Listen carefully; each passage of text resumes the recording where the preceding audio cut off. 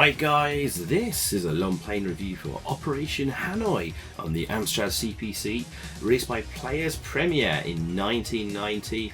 It's a budget game, $2.99, you can see there on the box art there, which actually looks quite nice and might give the impression that it's a run and gun game, but no, look at these screenshots on the back and you should be able to work out that this is an Operation Wolf clone. Yay! But on budget, of course. So let's kick things off here straight away. Short little game, really. I did this all in one go. I think I completed this on my second or third go, checking this out. Ignore the crack throw there. Okay. I don't think we get a loading screen by the looks of it.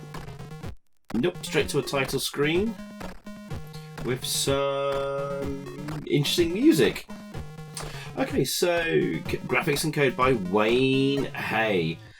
Sadly, I can't find any other Amstrad games by him, but he's not done a too bad job here for a budget game. Right, shall I give you the story of the game then? Okay, it is 1985, you are an officer in the Freedom Army of Qinglai, the heroic general who led your country to rise and overthrow its oppressive imperialist overlords. Now that peace has finally settled over the land, after generations of conflict, starvation and desperation, you must go and help your kindred fellows of Kampuchea, separated from you only by the unnatural barriers of a political border. They have been invaded by the malevolent forces of the despotic dictator Lee Ho Fook. Oh, Lee Ho Fook. Rearrange Lee and Ho, and what does that sound like then? Holy... Anyway, carry on. Villages have been razed to the ground and crops burnt. These conditions have forced the population to work into the conditions of slavery in the jade mines that Lee Ho Fook is plundering in order to sell unscrupulous Middle Eastern arms dealers who in turn are supplying the parts to a new super tank disguised as mechanical parts for an oil refinery. With this super tank, Lee intends to subjugate the surrounding territories. This despot will stop at nothing to fuel the fires of his insane lust for power.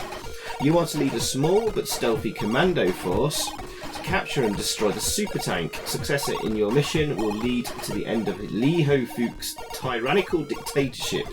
Failure will surely lead not only to the continued enslavery of the people of Kampuchea, but also to the subjugation of the surrounding lands. Before you embark on your mission, you are summoned to a private audience at Qinglai's presidential palace. He wishes you good luck, but also tells you that there is no point in returning home without success. There we go. That's the story, which is crap. And playing instructions: armed with your automatic rifle and a handful of grenades, you and your men must make your way to the port of Shedaba, where the super tank is in emplacement. On the way, you must cross the Mekong River at its nearest point. And blah blah blah blah blah. Who cares about that? We don't actually get to see the super tank, by the way, in this game. Anyway, we do in the Commodore 64 version, but more on that later. And here we go, guys. Wow, this doesn't half look like Operation Wolf and sound like it. I can't think of a more blatant Operation Wolf ripoff. And I'm kind of surprised that Ocean didn't sue, because certainly the green army men, oops, sorry about the lag there, and their animation looks pretty much identical, absolutely almost identical to Operation Wolf. The guys appearing at the bottom there in red look a little bit different, and we've got planes instead of helicopters. Okay, and you'll notice, guys, that I'm not at all focusing on the planes that are attacking us, because you are literally overwhelmed with enemies. So it really can only concentrate on a section at a time.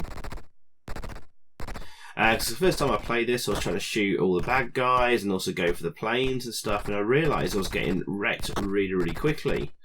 So basically, guys, if you want to get through this game, ignore the planes or any of the enemies in the upper part of the screen. They don't seem to take off much energy, if at all, sometimes. So just focus on anything below the midpoint, horizontally, whatever. So you just focus on the army guys and the occasional jeep that comes through. but make sure you get all the drops. If you don't shoot them quick enough, they will land on the floor, explode, and they'll be gone. Oh yes, of course, and be very, very conservative with your ammunition and try and save up as much as possible. The other thing that will definitely kill you in this game is running out of ammo. So don't hold down that fire button, just tap it when you need to. And if you follow that rough guide, I'm sure you'll beat this all in one go pretty quickly. I think there's 3 stages in total, so it's not a big and long game. And not much changes throughout it. But if you're a big fan of Operation Wolf and had £2.99 to spare, then this isn't too bad. But what it lacks, what it doesn't understand about Operation Wolf is what made Operation Wolf good was not only the graphics and the sound effects and all that, but actually it's about how enemies get spawned onto the screen. There was like a time between spawns, if you know what I mean, guys. It's all about the timing of it.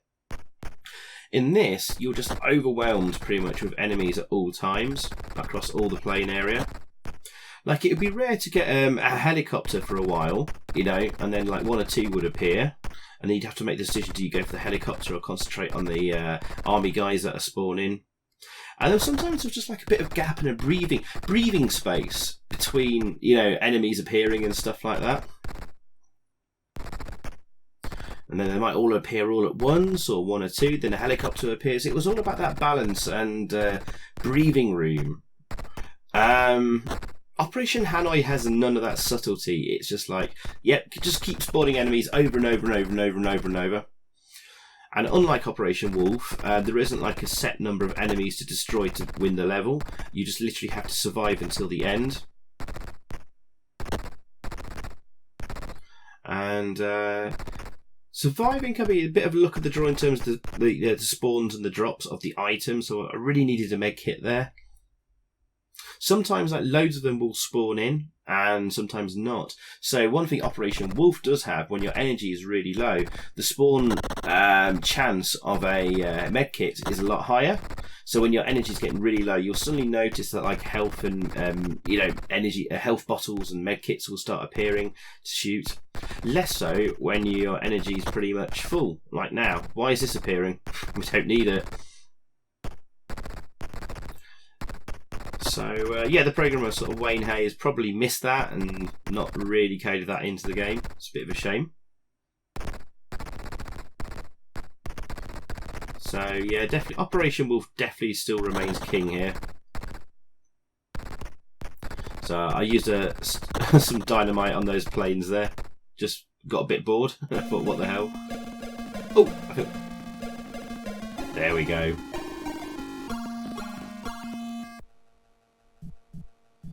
And quite unusual for a budget game, it's actually multi-load. So there we go. Now onto level 2. Looks pretty much identical. And we get the same enemies again.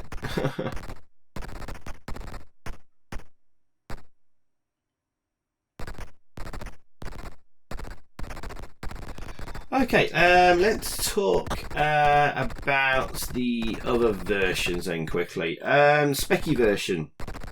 It has the same music on the title screen and the jingles before levels, but only if you have 128k of memory. Otherwise, it's completely silent in game, even with the 128k of memory. So that's kind of strange. There's no gun sound effects and stuff. Literally no sound effects whatsoever in game. It moves slower than the Amstrad at a really bad frame rate. However, it does have some really large, chunky but well detailed sprites. But if you think you're being overwhelmed in the Amstrad version, it is nothing compared to the Specky one. It absolutely overloads and overwhelms you with enemies on the Specky one. You thought the CPC version was bad for that? Sheesh. So the Specky one, I think, in my opinion, is probably definitely the weakest version. The other version release was for the Commodore 64. And this is actually impressive.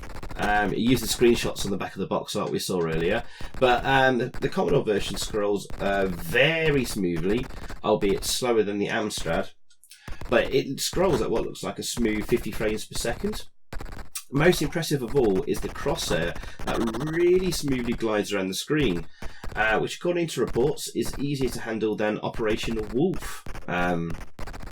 So Operation Hanoi's crosshair is easier to control than Operation Wolf's on the Commodore. Interesting. Graphics wise, it's very grey. In fact, there's way too much grey on the first level, a lot of brown on the second, more grey again on the third level. But most of the top half is water and blue on that last level, which is nicer to look at. Graphics decent then, and sound effects very, very decent as well, and different music on the title screen. It also has a final level boss, which is the super tank we talked about from the story in the manual, that is missing on the Specky and Amstrad versions. So basically Operation Hanoi on the Commodore is arguably the strongest version.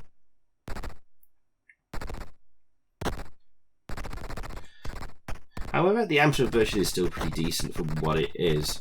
A cheapy budget clone of Operation Wolf, and that's exactly what you get. I do notice though it actually plays about the same speed as Operation Wolf on the Amstrad, but I don't think it's got as high frame rate.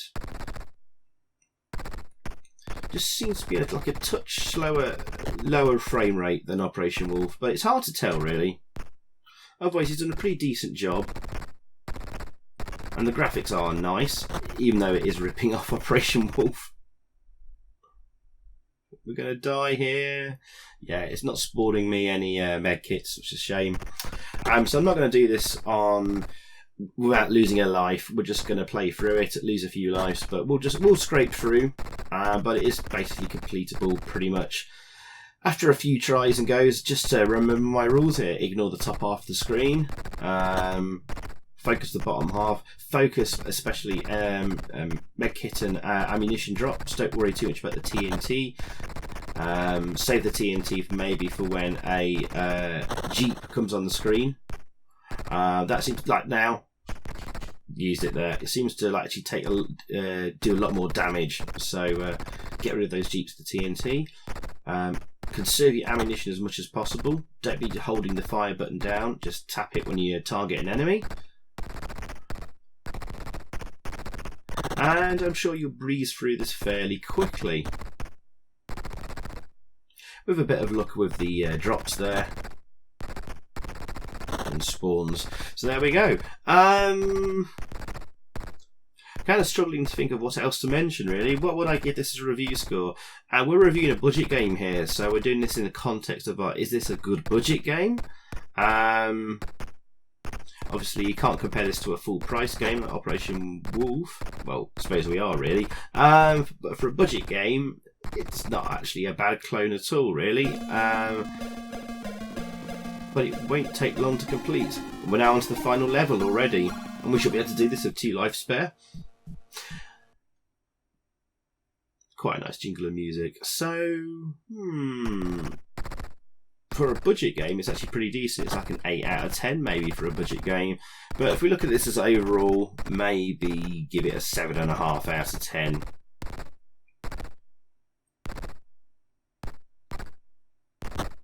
Oh, we've got a bit of a different backdrop now. We've actually got I've got a river and water in the background there.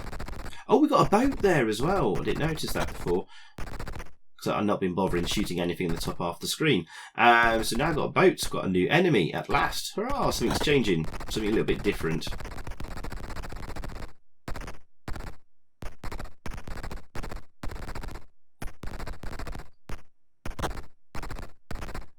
Oh yeah, there's the boat again.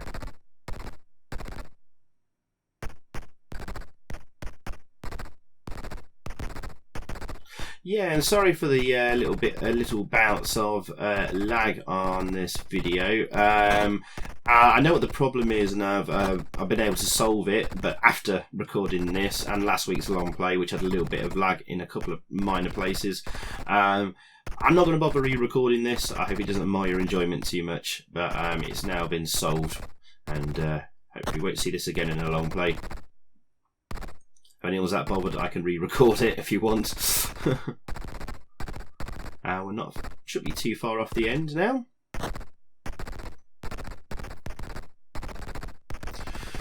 But yeah, some of those sprites, guys, especially those green soldiers, yikes. They look identical to the Operation Wolf ones, especially the dying animation and all that kind of stuff. I'm really surprised that Ocean didn't sue.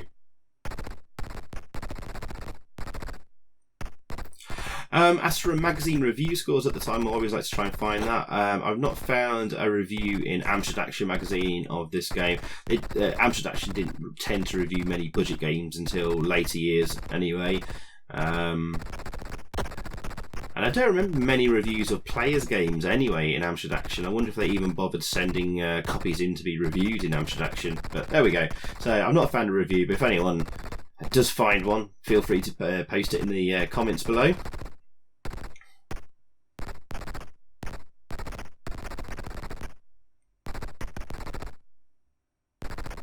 So yeah, guys, had a very, very busy week and weekend, so this was quite a short and quick game and video to do. Not my finest work, but hopefully you'll be happy that I managed to get a review out for you this Monday as always.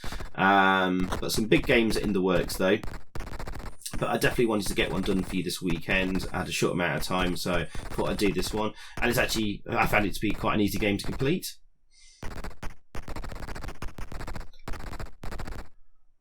We should be coming to the end soon, maybe in a minute or two. Yeah, I'm not sure what else to mention really, guys. I'm struggling now. Normally I do a lot of research and try and find lots of interesting things to say about a game, find out more about the programmers and the coders and the graphics artists and stuff, but it's all one guy, Wayne Hay. Not found anything else out about him, haven't found a magazine review, haven't really found out any other fun information about this game. It is what it is. It's a cheap budget Operation Wolf clone, but it's actually a really decent one. There's been a few Operation Wolfy type clones. A few of them appeared as like sub-levels in some Codemasters games like SES Combat Simulator and things like that, and they weren't that particularly brilliant. This is actually not bad at all, so maybe I'll revise my overall score and stick with like an 8 out of 10 for this. Just on the premise that this is a budget game and the context of that. Otherwise it's a 7.5 out of 10. So there we go, guys. Should be coming to the end any second. Wonder if we could squeeze through without losing our life here. Getting very low on energy. It's a shame there's not any indication that you're getting towards the end of the level. Levels do seem to go on for ages. I lost a life. On my last life. It should be okay though. Right near the end. Must be. Shame there's no indication there how far into the level you are. That would have been nice. Or gone for this like kill a certain amount of enemies thing, like Operation Wolf does. That would have been better. We could have done a bit more variety though. We could have done with end of level bosses. There we go, guys. And we've beaten the game. There isn't actually a level 4. What we actually get is this. A very, what looks like corrupted completion screen. That actually is supposed to say victory, peace at last. The specky version has the same graphics, but you can actually read the text, so I don't quite know what's going on there. There's a very quickly ported over that ending screen, but there we go. So there you go, guys, that was Operation Hanoi. Goodbye. So thanks for watching, guys. I hope you enjoyed that. If you did, please click a like below, leave a comment, and also subscribe if you haven't already.